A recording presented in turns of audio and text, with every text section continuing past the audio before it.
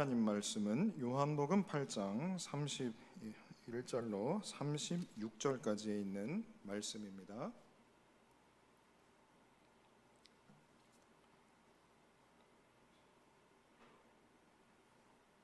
예수께서 자기를 믿은 유대인들에게 이르시되 너희가 내 말에 거하면 참으로 내 제자가 되고 진리를 알지니 진리가 너희를 자유롭게 하리라. 우리가 아브라함의 자손이라 남의 종이 된 적이 없거늘 어찌하여 우리가 자유롭게 되리라 하느냐. 진실로 진실로 너희에게 이르노니 죄를 범하는 자마다 죄의 종이라.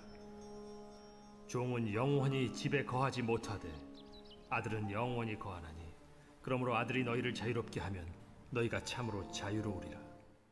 아멘. 오늘 오전에 우리 담임 목사님께서 같은 본문을 가지고 설교를 하셨습니다. 그래서 오전에 하신 설교보다 은혜가 떨어지겠지만 또 저에게도 주신 또 말씀에 대한 은혜가 여러분들에게 있기를 소망하겠습니다. 우리는 코로나와 함께 살아가고 있습니다. 우리 가운데 코로나가 거하고 있습니다. 그 증거가 무엇이냐? 우리들이 마스크를 쓰고 살아가고 있습니다. 사람들이 있는 곳에 사람들을 만나는 그 현장에 심지어는 혼자 있을 때에도 마스크를 쓰는 습관이 우리에게 들게 되었습니다. 조금 심하게 이야기하면 우리는 코로나의 지배 아래 살아가고 있습니다. 사람들은 코로나가 생기고 또 현재 백신이 나와서 많은 사람들이 백신을 맞고 있음에도 불구하고 코로나는 인간을 비웃기라도 하듯이 변이를 일으키고 인간들이 개발한 백신도 우습게 여기는 것 같습니다. 코로나에 매여 있는 인간들은 다른 나라를 볼 수 있는 기회들을 박탈당하고 있습니다. 사랑하는 사람들과 일상의 삶을 살아가는 데 있어서도 지금 현재 우리에게 많은 제약을 주고 있습니다. 코로나가 언젠가는 우리들을 떠나가겠지만 그때까지 우리는 매여 있고 묶여 있고 코로나의 영향력 아래 살아가게 됩니다. 그것이 우리는 싫습니다. 코로나야, 너 빨리 사라져버려라 라고 말합니다. 코로나가 가면 우리들은 일상을 되찾게 될 것이고 자유롭게 우리는 살아갈 수 있을 것입니다. 그러나 코로나가 가면 우리는 이전과 다르게 자유롭게 살아갈 수 있을까? 코로나가 가면 또 다른 것이 우리들의 삶을 메어오고 묶이게 할 것입니다. 우리 사람들은 시간에 매여 있고 육체에 매여 있고 사람에게 매여 있고 생각에 매여 있고 돈에 매여 있습니다. 사람이 시간에 매여 있다라 함은 우리가 더 많은 시간들을 이 세상에서 사랑하는 사람들과 보내고 싶지만 시간은 우리를 기다려주지 않습니다. 여러분들이 볼 때 제가 몇 살처럼 보입니까? 저도 10대 시절이 다 있었습니다. 우리가 육체에 매여 있다 함은 시간이 흐를수록 우리의 육체는 쇠잔하여 갑니다. 마음껏 움직이고 싶어도 움직이지 못하는 때가 우리들에게 닥쳐온다는 것입니다. 심하면 정말로 내 스스로 걸어갈 수도 없고 내 스스로 먹을 수도 없을 만큼의 그 육체의 어려움이 우리에게 찾아온다는 것입니다.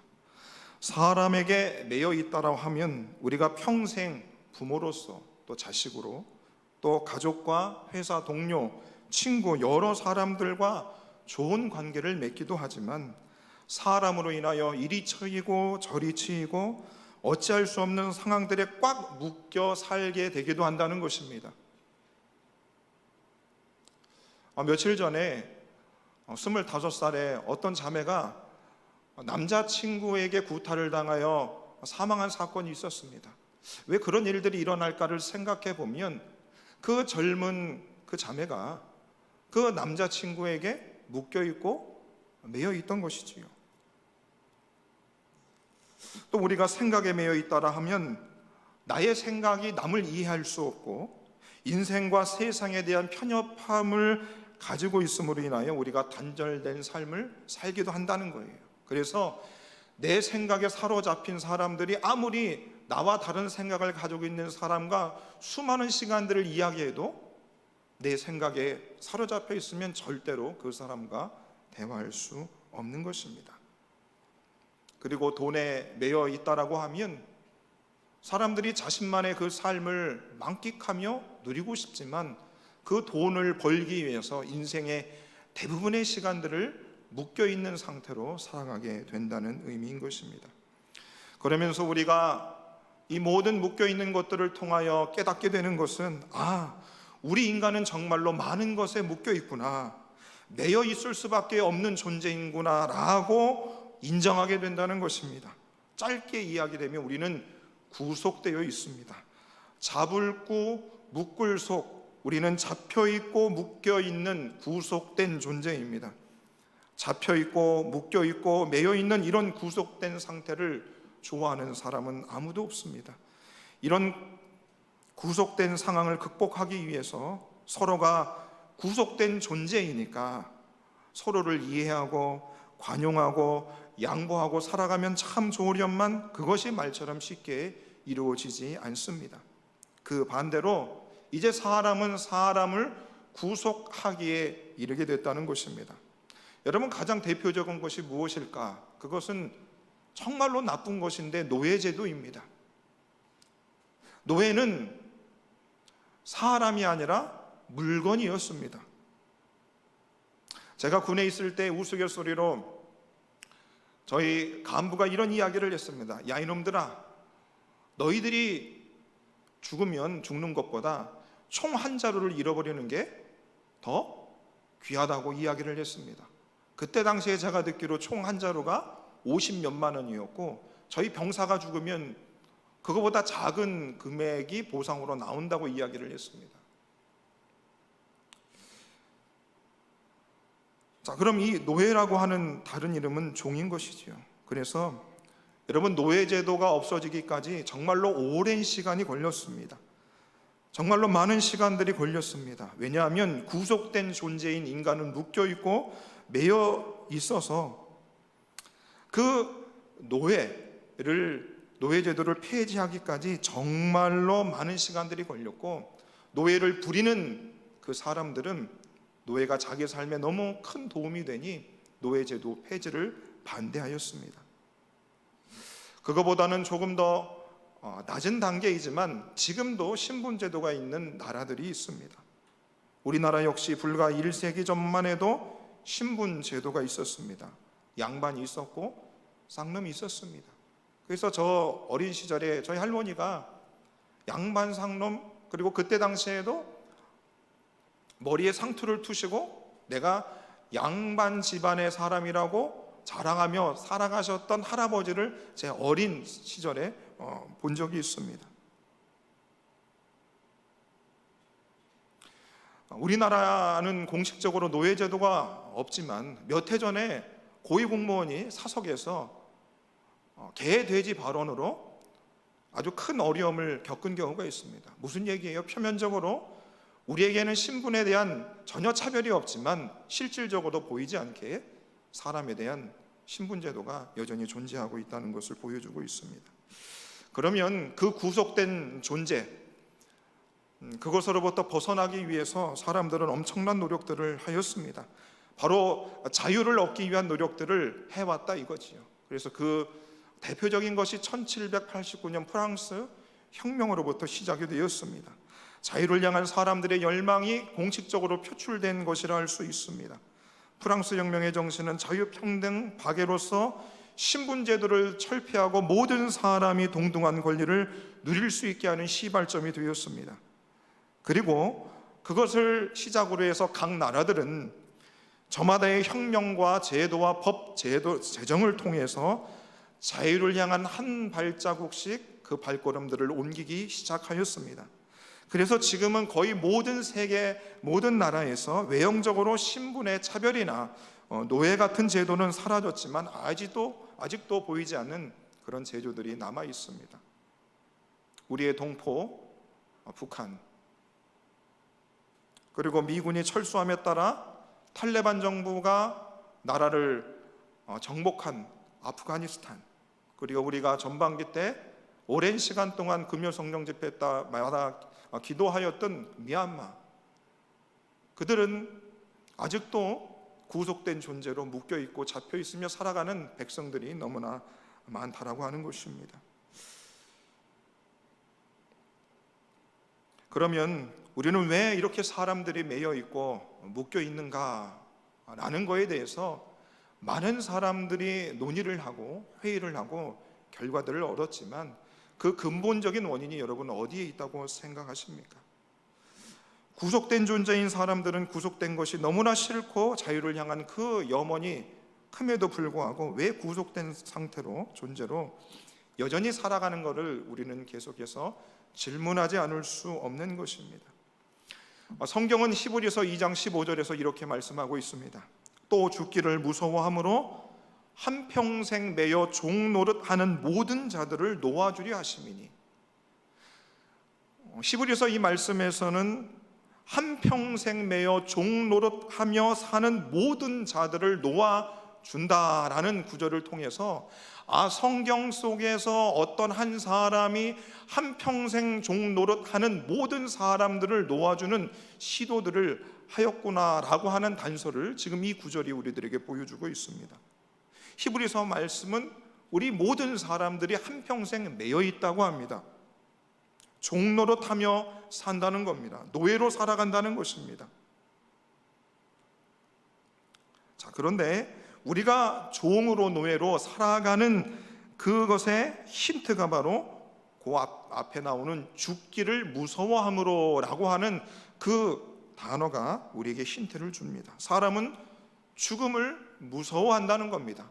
그 죽음 때문에 한평생 매여 종노릇하며 살아간다는 것입니다.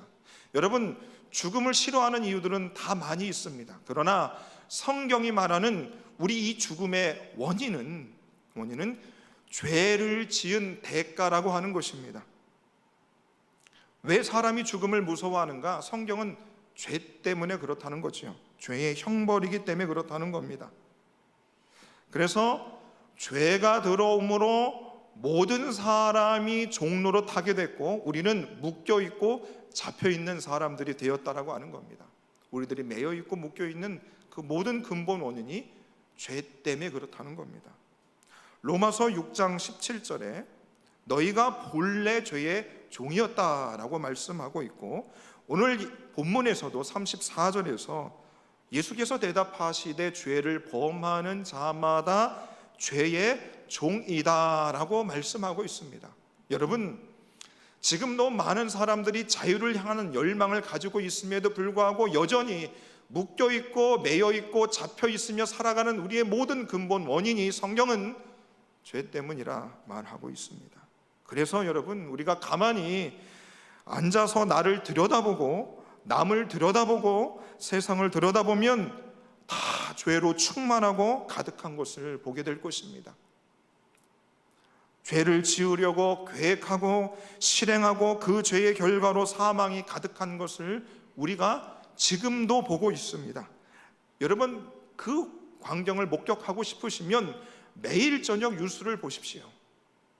죄를 계획하고 죄를 실행해서 그 죄의 결과로 사람이 죽어가고 매여있고 묶여있는 그 현장들을 우리가 너무나 자주 보게 된다는 것입니다. 이런 끔찍한 세상의 모습을 로마서 8장에서는 이렇게 묘사하고 있습니다. 이 땅의 모든 피조물들이 썩어지며 허무한 것에 굴복하고 종노릇한다는 것입니다. 여러분, 썩어진 것이 우리가 그 썩은 것에 대한 냄새를 한번 맡아보십시오. 여러분, 코로 전해지는 그 부패한 것의 썩은 냄새를 우리가 코를 막지 않고서는 절대로 그 냄새를 맡을 수가 없는 것입니다. 그러면 여러분, 우리가 묶여있고 잡혀있고 정말 자유롭게 살기 위해서는 오늘 이 성경의 말씀처럼 근본적으로 죄로부터 자유함을 얻어야 하는 것입니다. 구속된 존재인 우리가 어떻게 그 죄의 묶임으로부터 벗어날 수 있을까요? 여러분, 목사님한테 헌금을 많이 하면 여러분 죄로부터 구속함을 받을 수 있을까요? 여러분, 어떻게 하면 그 죄로부터 우리가 자유함을 얻을 수 있을까? 그것은 우리 힘으로, 우리 인간의 힘으로 되어지지 않는다고 성경은 말합니다. 반드시 외부적인 힘으로만 우리가 그 죄로부터 벗어날 수 있다고 성경은 말하고 있습니다. 모든 것이 가능하다고 말하는 이 사람들을 향해, 이 세상을 향해 성경은 너희들이 죄로부터 벗어날 수 있는 것은 너희 스스로 절대로 할 수 없다고 말씀하고 있는 것입니다. 성경은 하나님께서 우리를 자유케 하시기 위해서 계획하고 그것을 실행시키셨다고 성경을 통해서 우리에게 말씀하고 있습니다. 하나님께서는 묶여있고 매여있고 그렇게 살아가는 우리 사람들에 대한 관심이 너무나 많으셨어요. 그 억압되어 있는 것, 그래서 그것으로부터 자유와 해방을 열망하는 그 사람들에 대한 구체적인 계획들을 하나님이 가지고 계셨다고 하는 것입니다. 성경에는 그래서 자유, 해방에 대한 이 내용들이 참 많이 있습니다. 여러분, 예수님이 오시기 전 구약 시대에는 안식일이 있었고 신년이 있었습니다. 여러분, 안식이라고 하면 지금의 주일을 의미하는 겁니다. 여러분, 일주일 동안 우리가 일터에서 일을 합니다. 주 5일을 하시는 분도 있고 주 6일을 합니다. 자, 그 직장인들한테, 그 일하시는 분들한테 그 빨간 날, 주일만큼, 안식일만큼 가장 기대되는 날이 없는 것입니다. 회사에서 9시부터 일을 시작해서 6시까지 그 묶여있고 매여있는 그분들한테 가장 자유와 해방을 주는 날이 바로 안식일입니다. 주일날입니다. 이미 하나님께서는 그 매여있고 묶여있는 사람들을 그렇게라도 하나님은 풀어주시고 놓아주시기를 원하셨다는 것이지요. 그리고 그것에 대한 적용이 지금도 많은 사람들이 그 혜택을 누리고 있는 것입니다. 희년에 대해서는 하나님 이렇게 말씀하고 있습니다. 레위기 25장 10절에 세 번역으로 제가 읽어드리면, 너희는 50년이 시작되는 이 해를 거룩한 해로 정하고 전국의 모든 거민에게 자유를 선포하여라. 이 해는 너희가 희년으로 누릴 해이다. 이 해는 너희가 유산 곧 분배받은 땅으로 돌아가는 해이며 저마다 가족에게로 돌아가는 해이다. 여러분, 희년의 기본 정신은 50년 동안 억압받아온 인간에게 그 속박으로부터 자유를 선포하는 것입니다. 사람들이 그냥 이제 희년이 됐구나 라고 스스로 그냥 자유했구나 이렇게 하는 것이 아니라 길을 다니면서 만 백성에게 자유를 선포하라라고 큰 목소리로 하나님이 명령하고 있는 것입니다. 자유를 공포하여라, 자유를 선포하라 명령하시는 것이죠. 우리나라가 일제로부터 해방되었을 때에 대한독립 만세, 대한독립 만세 이렇게 외쳤을까요? 모든 백성들이 길바닥으로 나와서 태극기를 들고 두 손을 들고 목소리를 놓아 외치지 않았겠어요? 그렇듯이 우리 주님도 구약시대의 안식일과 신년제들을 통하여 억압받고 묶여있고 매여있는 사람들의 자유와 해방을 위하여 하나님 그렇게 제도들을 만드셨다 이겁니다. 하지만 그 당시에 안식일과 그리고 희년이 존재하였음에도 불구하고 그 주님의 명령을 따르지 않은 사람들이 분명히 있었을 것입니다. 그래서 그 하나님께서 그것으로 부족하시니 이 땅에 참 자유와 해방을 주실 분을 보내시기로 결정을 하셨습니다. 그래서 이사야 61장 1절과 2절에 보면 바로 이 인류에게 자유와 해방을 주실 분에 대한 예언의 말씀을 해주시고 계십니다. 주 여호와의 영이 내게 내리셨으니 이는 여호와께서 내게 기름을 부으사 가난한 자에게 아름다운 소식을 전하게 하려 함이라. 나를 보내사 마음 상한 자를 고치고 포로된 자에게 자유를, 갇힌 자에게 노임을 선포하며 우리 하나님의 보복의 날을 선포하여 모든 슬픈 자를 위로하되 라는 예언의 말씀을 주셨어요. 자, 이 예언의 말씀에 해당하신 분이 누구십니까? 바로 예수님이세요. 그런데 그 예수님께서 이 땅에 오셔서 본인이 습관을 따라 안식일 날 회당에 들어가셔서 오늘 이 이사야 61장의 이 예언의 말씀을 본인이 성경을 펴서 읽으십니다. 그런데 그 예언의 말씀이 어떤 말씀이에요? 바로 자신이 이 땅에서 해야 될 하나님께로부터 받은 명령의 그 말씀이었던 것입니다. 자신이 이 땅에서 무슨 일을 할 것에 대한 말씀을 예수님이 누가복음 4장 16절에서 이렇게 외치셨지요. 선지자 이사야의 글을 드리거늘 책을 펴서 이렇게 기록된 데를 찾으시니 곧 주의 성령이 내게 임하셨으니 이는 가난한 자에게 복음을 전하게 하시려고 내게 기름을 부으시고 나를 보내사 포로된 자에게 자유를, 눈먼 자에게 다시 보게 함을, 눌린 자를 자유롭게 하고 주의 은혜의 해를 전파하게 하려 하십니다. 여러분, 지금 예수님께서 자신이 이제 이 땅에서 해야 될 일들에 대해서 지금 이 몇 문장으로 예수님께서 자신의 입으로 말씀하셨어요. 근데 그 내용들이 어떻습니까? 포로된 자를 자유케 할 것이고 눌린 자를 자유롭게 할 것이고 주의 은혜의 해를 전파한다는 것은 그 은혜의 해는 바로 희년을 말하는 겁니다. 온 백성에게 자유를 우리 예수님께서 선포하시겠다는 겁니다. 그러므로 여러분, 예수님께서 이 땅에 오셔서 우리에게 하신 일들이 무엇이냐? 매여있고 묶여있고 잡혀서 죄의 종으로 살아가는 우리 사람들을 자유케 하시기 위해서 예수님이 그렇게 적극적으로 자신의 삶을 살아가셨다는 겁니다. 예수님께서 우리를 부자 되게 하시는 것보다, 예수님이 우리로 하여금 건강을 주시는 것보다, 예수님이 우리로 하여금 나에게 권력과 힘을 주시는 것보다 예수님이 죄로 인하여 묶여 살아가는 우리에게 자유를 주시기 위해 이 땅에 오셨다라고 하는 것입니다.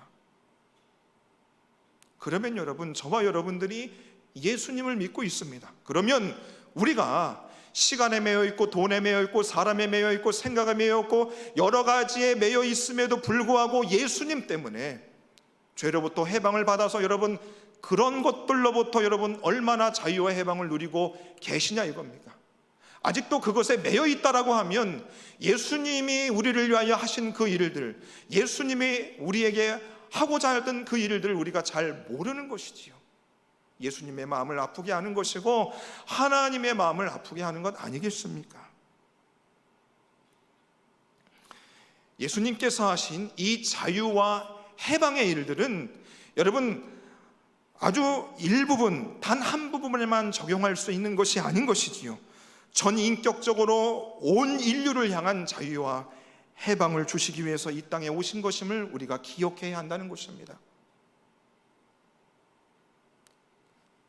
그래서 여러분, 아직도 인권이 유린이 되고 아프가니스탄이나 북한이나 저 미얀마에서 억압당하는 그 사람들을 향하여서도 우리가 관심을 쏟아야 되는 이유가 바로 여기에 있는 것이지요. 나만 자유롭다고, 나만 해방을 누리기 수 있는 것으로 만족할 것이 아니라 이것이지요. 그래서 예수님께서 바로 그 자신이 이 인류에게 참 자유를 주실 분임을 말씀해 주셨습니다. 그리고 성경에서 그 예수님을 만난 사람들은 참 자유를 누리게 됐습니다. 대표적인 예가 바로 사마리아 수가성에 있었던 그 여인이죠. 그 여인이 묶여 있었어요. 남자들에게 묶여 있었죠. 남자 여러 명과 함께 인생을 살아갔지만 그녀의 인생은 묶여 있었어요. 다른 사람들의 시선에 묶여 있었어요. 그래서 아무 사람도 보지 않는 그 낮 정오 12시에 물을 뜨러 갔습니다. 그리고 그녀가 예수님을 만나죠. 묶여 있는 그녀를 향하여 예수께서 복음을 전하시고 그녀가 그 억압받은 그녀의 인생이 그 예수님의 말씀을 듣고 자유와 해방을 누린 다음 자신이 들었던 그 물동이를 내던지고 마을로 돌아가 자유를 선포하게 된 것입니다. 예수께서 주신 그 참 자유로 인하여 그녀는 기뻐 뛰며 웃고 웃을 수밖에 없었던 것입니다. 여러분, 이 자리에 앉아있는 우리 모두 그 예수님께서 주신 자유와 해방을 우리가 모두 누렸습니다. 그 감격들이 있어요. 그것은 내가 이제껏 누렸던 그 어떤 자유와 해방보다 더 큰 것이었음을 우리가 고백하고 있습니다. 바로 이 얼마나 아름다운 소식이요 기쁜 소식입니까? 그래서 복음이 되는 것입니다. 아름다운 소식이 되는 것이지요. 마태복음 1장 21절에 예수님의 이름이 이러하죠. 아들을 낳으리니 그 이름을 예수라 하라. 이는 그가 자기 백성을 그들의 죄에서 구원할 자이다. 예수님께서 죄의 종으로 살아가는 우리를 구하여 주시는 분이 바로 예수님이라고 하는 것이죠. 그리고 그 예수님께서 우리에게 자유와 해방을 허락하셨습니다. 그런데 여러분, 우리가 누린 그 자유와 해방을 누리기 위해서 예수님께서 어떻게 하셨는가? 그냥 예수님께서 웃으면서 야 너희들 자유와 해방을 누리라 라고 말씀하신 것이 아닙니다. 예수님께서 오늘 우리가 예배 시작하기 전에 불렀던 찬송가 321장 3절의 구절처럼 주 십자가에 달리사 날 자유하게 했으니, 주 십자가에 달리사 날 자유하게 했다는 겁니다. 예수님이 저와 여러분들을 죄의 종으로부터, 억압으로부터 벗어나게 하기 위해서 그냥 하신 게 아니지요. 십자가에 달리셔서, 그리고 자신이 목숨을 바치셔서 우리가 자유함을 누리게 되었다는 것입니다. 그게 그렇게 쉽게 된 일이 아니라는 거예요. 여러분, 우리나라의 독립을 위해서, 우리나라의 민주화를 위해서 여러분 그 사람들이 예수를 믿든지 믿지 않았든 간에 자신의 목숨을 던졌던 사람들이 많았지 않습니까? 마찬가지로 예수님께서 우리를 자유케 하기 위해서 그분이 십자가에 달려 돌아가 죽으신 것입니다. 우리가 예수님처럼 살고 싶은 것은 그분이 나를 위해서 십자가에 못 박혀 죽은 그 고마움도 있지만 정말로 이 세상의 모든 사람들을 보아도 여전히 묶여있고 잡혀있고 살아가는 그 사람들을 보면서 아, 우리 예수님은 매여있지 않으셨지, 아, 우리 예수님은 자유롭게 사셨지, 그 예수님의 그 자유함이 부러웠다 이겁니다. 예수님은 이 땅에 머리둘 곳 하나 없는 나그네의 삶을 사셨음에도 불구하고 그분은 그 누구보다 자유한 삶을 살아가셨습니다. 그래서 그 예수님의 자유롭게 살아간 그 삶에 대해서 의미심장한 구절이 요한복음 2장 24절에 이렇게 기록되어져 있습니다. 예수는 그의 몸을 그들에게 의탁하지 아니했다라는 말씀을 하고 있어요. 예수님은 그의 몸을 그들에게 의탁하지 않았다고 하는데 그들은 제자들입니다. 여러분, 사람이 살아가면서 그럼 예수님은 혼자 독고다이로 살아가셨냐, 왕따처럼 살아가셨냐, 그런 의미가 아닌 거죠. 사람들은 묶여있고 매여있고 종로로 타며 살아가니 예수님은 어차피 그들에게 의탁하던 그들에게 삶을 맡긴들 여전히 묶여있고 매여있을 수밖에 없다는 걸 알고 있으셨기 때문에 예수님은 굳이 그 사람들에게 자신을 맡길 이유가 없었고 또 본인 스스로가 자유와 해방의 삶을 사셨기에 사람들에게 자신의 삶을 의탁하지 아니했다 이겁니다.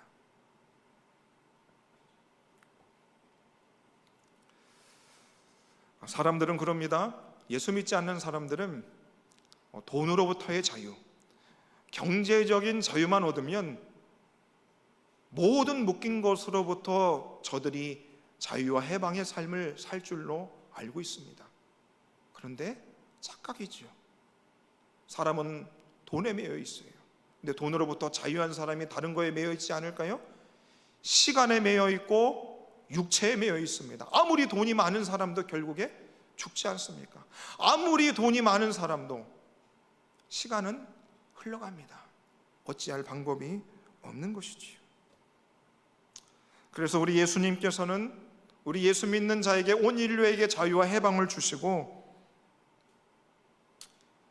이렇게 말씀하시죠. 갈라디아서 5장 1절에 그리스도께서 우리를 자유롭게 하시려고 자유를 주셨으니 그러므로 굳건하게 서서 다시는 종의 멍에를 매지 말라라고 말씀하고 있습니다. 이 세상에서 사람들이 말하는 돈으로부터의 자유, 생각으로부터의 자유, 사람으로부터의 자유를 얻는 것으로 만족하지 말고 예수께서 그 모든 것으로부터 우리를 자유케 하신 그 자유를 누리라고 말씀하고 있는 것이죠. 그리고 그 자유를 누리는 우리에게 예수님께서는 당부의 말씀들을 하고 계십니다. 갈라디아 5장 13절에 형제들아 너희가 자유를 위하여 부르심을 입었으나 그 자유로 육체의 기회를 삼지 말라라고 말씀하셨고, 베드로전서 2장 16절에서는 너희가 자유가 있으나 그 자유로 악을 가리는 데 쓰지 말고 오직 하나님의 종과 같이 되라라는 말씀을 합니다. 이미 예수께서 십자가에 달려 죽으시사 저와 여러분들로 하여금 하나님께서 참 자유를 주셨는데 그 자유를 가지고 악을 쓰는데 사용하지 말라는 것입니다. 여러분들이 자유함을 누린 증거를 여러분 어떻게 확인할 수 있는가? 여러분들이 범죄할 수 있습니다. 그 선택권을 여러분들이 가지고 계세요. 죄를 지을 수도 있고 짓지 않을 수도 있습니다. 여러분들이 주일날 예배를 드리지 않을 수도 있고 예배 드릴 수도 있는 선택권이 여러분들에게 있습니다. 그러나 죄의 종으로 있는 사람들은 어떨까요? 그 죄의 유혹에 그들이 끌려간다는 거예요. 도박하는 사람들이 자신이 도박을 하고 싶어서 도박을 하는 것이 아니라 도박이 그 사람을 끌고 가지 않습니까? 도박의 종이 된 겁니다. 여러분, 제가 강원랜드에 가서 도박을 할 수 있는 자유가 있습니다. 하지 않을 자유도 있어요. 그래서 그 도박의 종이 아닌 것이지요. 내가 갈 수도 있고 가지 않을 수도 있는 것입니다. 마찬가지로 예수께서 우리에게 주신 그 자유를 저와 여러분들이 우리가 나의 정욕을 위하여 사용할 수도 있고 사용하지 않을 수도 있는데 이 두 구절을 말씀하셔서 우리에게 악을 선용하라고, 남용하지 말라고 우리에게 말씀하고 있습니다. 왜 그런 말씀을 주실까요? 하나님께서 우리에게 주신 그 자유를 우리가 언제든지 주님이 원치 않은 일에 사용할 수 있기 때문입니다. 그러면 이제 저와 여러분들한테 주님이 주신 그 자유를 정말 내 마음대로 내 정욕대로 사용하지 않을 수 있는 방법이 여러분 어디에 있을까요? 그래서 정말로 주님이 주신 그 자유를 마음껏 누리며 살아갈 수 있는 길이 어디 있을까요? 돈에 매여 있지도 않고 생각에 매여 있지도 않고 사람에도 매여 있지 않고 육체에도 매여 있지 않고 정말 예수님처럼 이 세상의 모든 사람들을 사랑하시고 모든 사람들과 대화하시며 모든 사람을 품으셨던 그 예수님처럼 그런 자유를 우리가 어떻게 여러분 누릴 수 있을까요? 오늘 본문의 31절에 보시면 그러므로 예수께서 자기를 믿는 유대인들에게 이르시되 너희가 내 말에 거하면 참으로 내 제자가 되고 진리를 알지니 진리가 너희를 자유롭게 한다고 그랬습니다. 여러분, 진리를 알면 자유롭게 살아갈 수 있다고 예수님 말씀하셨습니다. 그러면 그 진리가 과연 무엇일까라고 하는 것에 대해서 이런저런 이야기를 하는 학자들이 있는데 요한복음에서는 대체적으로 이 진리가 예수님이라고 합니다. 그래서 예수님이 요한복음 14장에서도 내가 곧 길이요 진리라는 그 말씀에 적용하여 오늘 이 예수님을 알면, 진리를 알면 진리가 너희를 자유케 한다는 하는 것처럼 우리가 예수님을 알면 우리가 자유롭게 살아갈 수 있다라고 말씀하고 있습니다. 나 예수님은 아는데 왜 나는 매여 있으며 살아갈까요? 나는 왜 묶여 있을까요? 라고 반문하는 분한테 오늘 이 31절에 그 앞절을 보셔야 됩니다. 내 말에 거하면 참으로 내 제자가 되고 그 후에 진리를 알고 진리가 너희를 자유케 한다라는 말씀을 통해서 내 말이 거하여야 된다는 말씀을 하고 있습니다. 바로 예수님의 말씀이 우리 안에 거한다는데 이 거한다는 의미는 주님의 말씀이 집을 짓고 산다는 거예요. 그냥 우리가 여행을 가서 하루 이틀 숙소에서 묵는 그런 개념이 아니라 그냥 예수님의 말씀이 내 인생의 삶에 평생토록 죽치며 살아가는 것을 의미하는 겁니다. 그래서 그 주님의 말씀이 내 안에서 살아가는데 이 주님의 말씀대로 살아가야지라고 하는 것이 아니라 주의 말씀이 나를 살게 하면 우리가 그때 비로소 참으로 예수님의 제자가 되고 그 제자된 삶을 통하여 말씀이 우리를 살게 하고 우리가 그제서야 자유로운 삶을 살아가게 된다는 겁니다. 그럼 돈으로부터, 죽음으로부터, 생각으로부터, 시간으로부터, 사람으로부터 다 자유할 수 있는가? 하나님이 많은 돈을 내게 주시는가? 주님이 말씀이 우리 안에 들어서면 주님께서 우리에게 자족할 수 있는 은혜를 주십니다. 내가 싫어했던 사람들도 품을 수 있는 마음을 주시고 육체에 쇠잔하여 가며 육체의 고통도 참아낼 수 있고 이겨낼 수 있는 힘들을 주님이 우리에게 주신다는 거지요. 그래서 그 누구보다 우리는 자유한 삶을 살아갈 수 있게 되는 것입니다. 그것의 핵심적인 구절의 말씀이 갈라디아서 2장 20절에 있는 말씀입니다. 내가 그리스도와 함께 십자가에 못 박혔나니 그런즉 이제는 내가 사는 것이 아니라 오직 내 안에 그리스도께서 사시는 것이라. 이제 내가 육체 가운데 사는 것은 나를 사랑하사 나를 위하여 십자가에 못 박혀서 나를 자유하게 하신 그 하나님의 아들을 믿는 믿음 안에서 사는 것이라 라고 하는 것입니다. 이제껏 죄의 정으로 여러 가지에 묶여 살던 우리들이 주님의 말씀이 우리 안에 거하고 그리고 그 말씀대로 우리가 살아감으로 참 자유를 누리며 살아갈 수 있는 저와 여러분들 되기를, 그래서 남은 생에 그 누구보다 기뻐 뛰며 찬송하며 밝게 살아가는 우리 모든 성도님들 되시기를 예수님 이름으로 축원해 드립니다. 기도하겠습니다.